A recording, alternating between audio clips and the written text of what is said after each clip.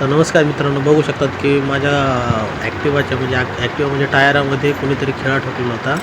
पण नक्की माहिती बघा तुम्ही किती मोठा खिळा आहे. ॲक्च्युली एक सोबत ते 2 पंक्चर झालेले आहेत. तर टोटल असे 1, 2 आणि 4 असे पंक्चर निघले आहेत. तर माझे टोटल ₹320 त्यांनी घेतलेले आहेत.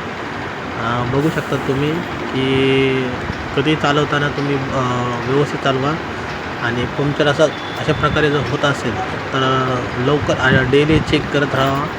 एखाद्या तुम्ही कन्स्ट्रक्शन साईटवर तुम्ही जात असाल तर तिथे 100% असे खिळे पडलेले असतात किंवा रोडवरती पण. तर बघू शकता मी जे पंक्चर काढलेलं आहे